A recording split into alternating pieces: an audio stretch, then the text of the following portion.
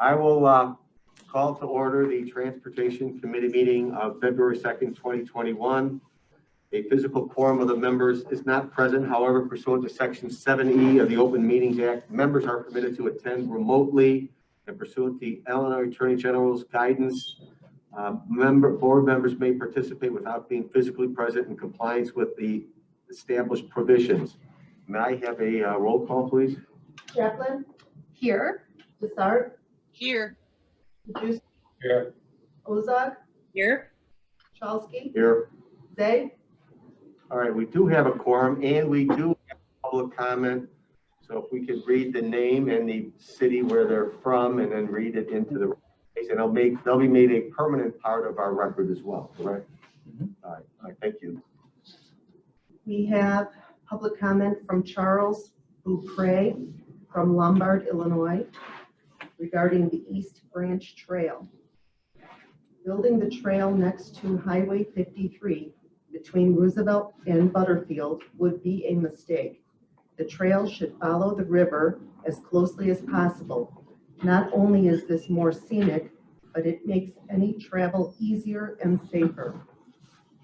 The river route in the Greenway would avoid a steep uphill climb and fast descent.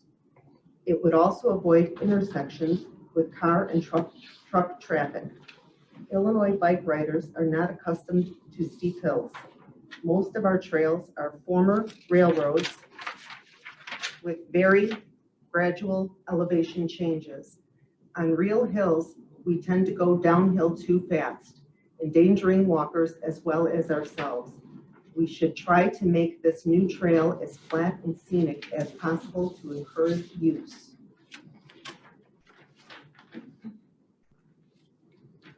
The next public comment is from Terrence Mullally from Lombard, Illinois, regarding the Greenway Trail. A Greenway Trail is a more complicated project, but it has vast and enduring benefits for residents of DuPage. I urge you to reconsider the construction of the East Branch Trail along Illinois IL-53 and instead focus your political leadership, vision, and effort to make the East Branch DuPage River Trail a true greenway path. The safety factor alone should be enough to keep the trail off of Route 53. The next is from Nancy Magnuson from Lombard, Illinois, regarding the East Branch Trail. For the last 2 years, the Friends of the East Branch Trail have focused on creating a trail in the Greenway alongside the East Branch DuPage River. The goal was and is to connect local parks, businesses, and communities and provide an enjoyable recreation and active transportation route between the Morton Arboretum, Prairie Path, and Great Western Trail. At the meeting last week, the East Branch Trail Steering Committee decided to pursue a plan to build the trail alongside IL Route 53 between Roosevelt Road, IL-38, and Butterfield Road, IL-56. While a bike path alongside Route 53 is better than nothing, the Friends of the EBDRT feel that this route is the least desirable. It will bypass Brentwood and Kensington parks in the Butterfield East neighborhood. It also is much less scenic, and the proximity to traffic may discourage the casual biker or family walks. I truly feel it is a better use of our dollars to build an aesthetically pleasing, greener trail. Although more expensive in the short term, it will raise property values, draw people to the area, and provide a place for families and individuals to enjoy a little green space we have left. If this pandemic has taught us nothing, it has taught us the importance of taking a break, spending time together, and enjoying the outdoors. Please reconsider building the trail along Route 53. If built along Route 53, I fear we will be throwing money away on a trail that would be underutilized. Thank you.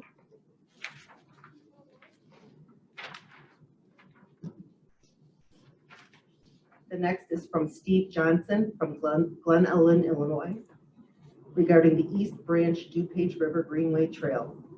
I'm speaking today on behalf of the Friends of the East Branch DuPage River Trail and our 5,000 plus supporters. Most of you are familiar with our efforts to construct a north-south Greenway multi-use trail through DuPage County, roughly along the route of the East Branch River. For several years, our focus has been on building the stretch from the Great Western Trail down to the Morton Arboretum.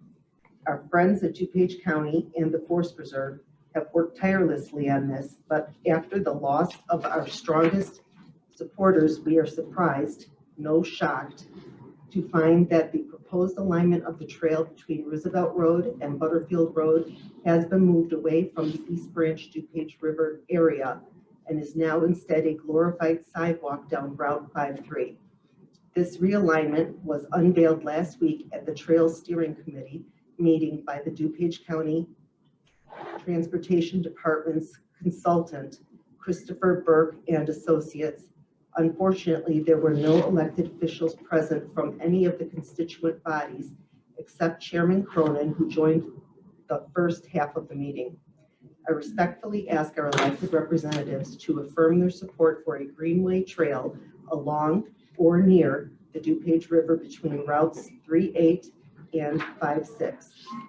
I respectfully request county transportation staff to delay Christopher Burke's and Associates work on their final recommendations until our elected officials have had a chance to review all possible options.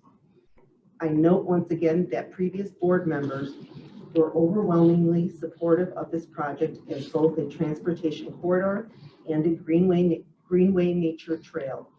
I challenge the new board to step up to match that commitment by insisting on a Greenway Trail. Thank you for your consideration. Steve Johnson, Friends of the East Branch DuPage River Trail. The next is from Eileen Maggiore from Lombard, Illinois, regarding the East Branch Trail. Please consider having the East Branch Trail connect to Butterfield, East Kensington, and Brentwood parks. It is safer than Route 53. It is extremely heavy traffic for families on bicycles. And the next is from Elizabeth Ahern from Lombard, Illinois, regarding the East Branch DuPage River Trail route. For the past 3 years, I have been talking to my neighbors, business owners, and community leaders who are all very excited to support the construction of the East Branch DuPage River Trail. In that short time, over 5,000 people have signed the petition to support on the East Branch Trail. I am incredibly thankful for the leadership that Chairman Cronin and many members of the DuPage County Board have provided in moving this trail from a 30-plus-year-old vision to a reality. This trail has the potential of linking community parks and businesses while providing a beautiful, active transportation route through the green corridor of the East Branch River. I have 2 young children. I want to be able to go on family bike rides without having to drive our bikes to a forest preserve. I am concerned about the environment and want to bike to run my errands instead of taking my car. At the most recent meeting last week, the East Branch Trail Steering Committee decided to pursue a plan to build the trail alongside IL Route 53 between Roosevelt Road, IL 38, and Butterfield Road, IL 56. This route would bypass residents in the Butterfield East neighborhood and fail to connect Kensington and Brentwood parks. The I-53 route would be a lost opportunity to connect the neighborhoods of Butterfield East and West, something residents have long desired. A trail along a busy highway may also deter some families from using the trail. Yes, a Greenway Trail is a more difficult project. However, if the county is going to construct the trail, we should complete it with vision, imagination, and dedication to the generations of residents who will enjoy nature on their journey through the East Branch DuPage River Greenway Trail. Thank you for your consideration.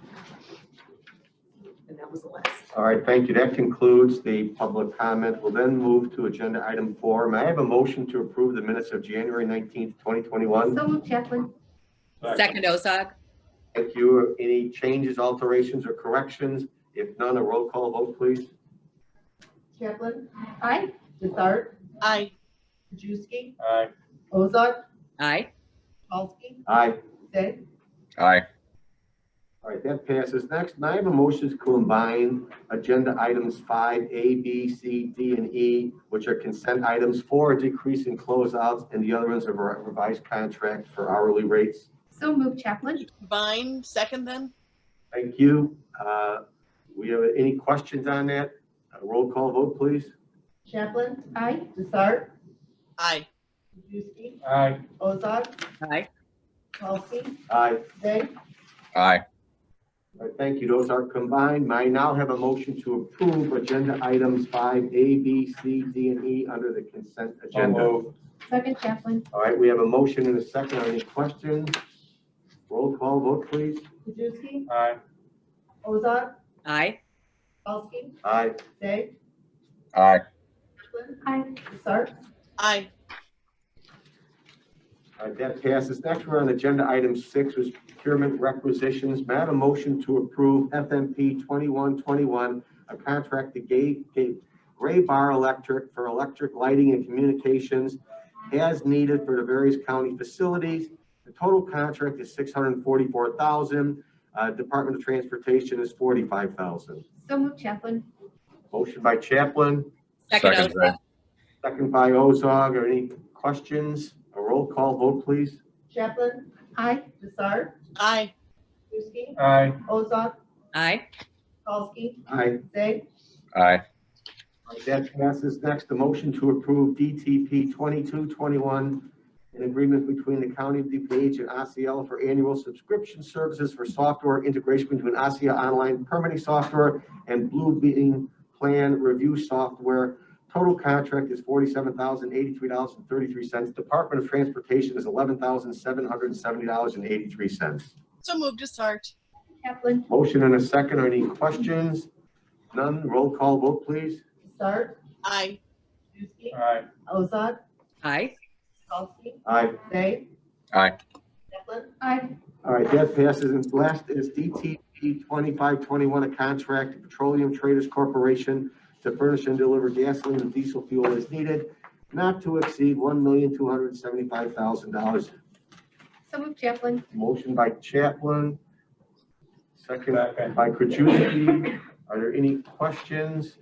Roll call vote, please. Chaplain, Aye. Desart, Aye. Krajewski, Aye. Ozark, Aye. Palsky, Aye. Day, Aye. Right, that passes. Next, agenda item 7 is amending resolution. May I have a motion to approve DTR 1778-19, amendment to a resolution issued to Superior Road Striping Inc. for the 2019 pavement maintenance program to decrease the funding in the amount of $33,508.74, resulting in a contract of $362,470.26, a decrease of 8.46%. So moved, Chaplain. Motion by Chaplain, a second by Krajewski. Are there any questions? Roll call, please. Chaplain, Aye. Desart, Aye. Krajewski, Aye. Ozark, Aye. Palsky, Aye. Day, Aye.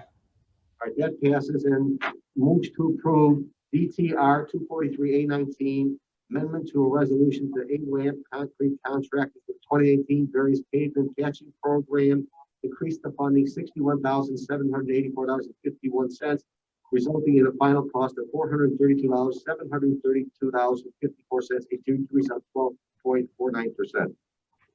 So moved to start. I have a motion by Desart and a second by Chaplain.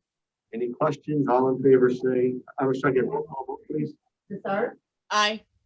Krajewski, Aye. Ozark, Aye. Palsky, Aye. Day, Aye. Chaplain, Aye.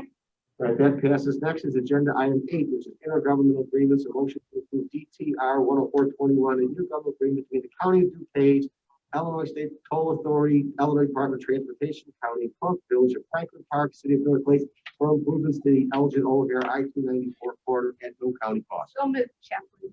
I have a motion. Second Ozog. Ozog, are there any questions? Roll call, vote please. Chaplain. Aye. Sart. Aye. Aye. Ozog. Aye. Palkey. Aye. Gray. Aye. That passes. Next, we're at agenda item 9, which is our 2021 strategic initiatives. I assume everybody got the handout that was sent by Chris. Do you want to go ahead, Chris? Yes, thank you, Chairman Kachowski. So what you have before you are the 4 strategic initiatives that DOT proposes for 2021. All 4 of them do continue the efforts from last year. So I'll go through these at a very high level. If you have any specific questions, more than happy to answer. The first one is the development of a long-range transportation plan. This will be a 20-year plan that will define both the financial constraint as well as projects and strategies and initiatives for the next 20 years, so to the year 2040. So to date, there has been considerable effort. However, we do have a need to revisit the financial plan that had previously been brought before this committee for a couple reasons. Rebuild Illinois, the impact of COVID, the impact of new initiatives, both at the federal level regarding fleet conversions, whether it's hybrid, alternate fuels, or electrification. But most important is the effort that everybody on the board had to raise the county option motor fuel tax from 4 to 8 cents. So now we need to go back and revisit that financial plan and put into it all those considerations. So that'll be the focus that John Loper is working on. After we do that, we'll define the suite of develop the capital program. Could be specific projects, strategies, initiatives, whether state of good repair, safety, system enhancement, or system expansion. So you should expect to see something come before you soon on the financial plan and the financial constraint, but also in the months after that with regard to the plan itself. Moving on to strategic initiative number 2, and that is the updates to our impact fee program. So, that impact. So I think we have no newer board members. So the impact fee program, that's a fee we assess here at DuPage County to both new and the redevelopment of properties, and it helps fund improvements that go beyond their physical footprint. So they're responsible for physical improvements adjacent to their site, but anything above and beyond that, because they're going to bring traffic in to the site, there's an impact fee that's assessed to them. So one of the things that we're looking to do is those funds are very limited to how they can be used in terms of eligible projects, eligible jurisdictions, and also geographic area. So we're looking forward to working with the Impact Fee Advisory Committee, which is advisory to this committee, and ultimately board to update the ordinance to reflect a more flexible use of those funds, as well as the geographic area where they can be spent. And I think those are the 2 areas that we'll be focusing on. There will be a comprehensive road improvement plan that's required for the impact fee program, and that is aligned with our long-range plan. So we'll take care of both kind of at once. So the CRIP will be a 10-year plan, and that'll be parallel with the long-range plan. Hearing no comments, I'll move on to improve our highway permitting process. So you might remember back in 2020, we initiated a migration toward an online permitting platform, adopting the model that Stormwater had been using for years prior. So as we move forward with that, the focus has been on really improving our customer service, but also their safety by not requiring people to come into the office. So aligned with that strategy, we're looking to update our ordinance to streamline the overall process, benchmarking ourselves and looking at peer agencies on what they're doing, as well as looking at elements of our ordinance that could be streamlined to improve the efficiency for which we can get permits processed and approved. The plan is to bring something forward to this committee and board, ultimately by the end of the year. And the last strategic initiative is implementation of a business enterprise program. As many of you know, Chairman Cronin has established an ad hoc committee to take substantive steps toward implementing a business enterprise program. DOT has been intimately engaged in this process for the last year and a half. We spearheaded a study on just looking inwardly at what it is, what are our policies and procedures and outreach that we're doing today. So that study's been complete, And from that study, we'll be able to now springboard through the ad hoc ad hoc committee on diversity and inclusion, moving forward with substantive steps to further move forward with the business enterprise program. It will be focused on what we'll call the public works departments, DOT, stormwater, public works and facilities. We have, I think, the largest pool of vendors and suppliers and contractors that I think would benefit most from this program. And so what DOT's role in this will be is support to the ad hoc committee in terms of identifying both short and near-term initiatives to bring forward, whether it's through this committee, through board, for implementation as the year goes on. And so with that, we'll entertain any questions. All right, Member Chaplain? Thank you so much, Chairman Kachowski. So I just had a question on the business enterprise program. So IDOT, right? They have a great business or disadvantaged business enterprise program. And do we follow that in transportation, in our transportation department? Right. Right. So right. So we have a great model to look at as far as our disadvantage. Correct. So one of the things that we'll be discussing with the co-chairs of the ad hoc committee is, we don't need to create or reinvent the wheel. Right. We have great partners out there, whether it's the state of Illinois through IDOT, the Tollway, Metro, PACE. All of these agencies have established business enterprise programs or DBE programs. We at the county don't have an established program. I think we have a good volunteer program. That through those programs, I think a lot of contractors, subcontractors, and consultants have formed teams that they follow each other to various entities, whether it's a county or that doesn't have a program versus another agency. So absolutely, we're going to build on those relationships and those people that have actually gone through the process that would be my recommendation to the ad hoc co-chairs. Okay. All right, does anybody else have any questions or comments regarding the 2021 strategic initiatives? Okay, that takes us to number 10, which is our presentation of the ComEd Vegetation and Maintenance Plan. Right. So what we'll do is we'll turn this over to Sidney Kenyon. He's our principal planner, as well as where's the second head of us? Trails coordinator. So this is one of the things that he works closely with ComEd on their annual and multi-year vegetative management plan. So I will turn this over to Sid. All of you should have received a copy of the presentation last Friday, but they're at your desk as well. So I'll turn it over to Sid. Thank you, Chris. Thank you, committee. Good morning. My name is Sid Kenyon. I am the Senior Transportation Planner with the DuPage County Division of Transportation. In this role, I serve as the Trails Coordinator as well as the ADA Coordinator. And I frequently coordinate with ComEd throughout the year for vegetation maintenance activity. Can everybody hear me? Yes. Great. I'm going to share my screen.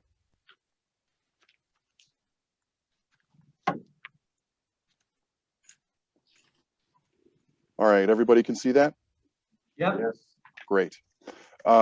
So ComEd typically throughout the year deploys two relative families of techniques for vegetation maintenance throughout the trail system, and we're just going to sort of talk about those and how those are deployed throughout the network. Mostly their concern is to prevent any service interruptions related to storms or tree growth that might infringe upon the clearance of the electrical lines. So there's two different kinds of types of lines that they're typically focused on. They're distribution lines where the electricity is distributed directly to customers, and transmission lines which distribute electricity to those distribution lines throughout the county, travel long distances. Those distribution lines are lower voltage, about 2.3 kV to 35 kV. And because of that, they like to keep a bit of a smaller clearance radius of 15 feet. Your material might say 10 feet. I apologize for that. It should say 15 feet of clearance radius. And generally, the vegetation maintenance activity along those distribution lines would mostly be pruning and removals in spots. Along the transmission lines, you'll see much more aggressive vegetation maintenance. So because of this 30-foot clearance radius, this is where you'll see brush mowing and herbicide as needed. We're just going to quickly look at the proposed maintenance plan for this year, as well as the upcoming plan for next year. ComEd operates on a 5-year cycle. So there, in your packet, there should be 5 years worth of locations for vegetation management work. This first year, 2021, the highlights are that there is going to be distribution work throughout the main stem and Great Western Trail between Elmhurst and Glen Ellen. There will also be distribution work taking place in West Chicago on the Geneva Spur, as well as on the Elgin branch through Wayne. Adjacent to that distribution work in Wayne, there might be some herbicide work as needed, as well as some transmission vegetation maintenance taking place. Next year, ComEd plans to return to Wayne to conduct more distribution vegetation maintenance work, and again, additional herbicide as needed. The Aurora branch in Aurora will see some distribution transmission work as well.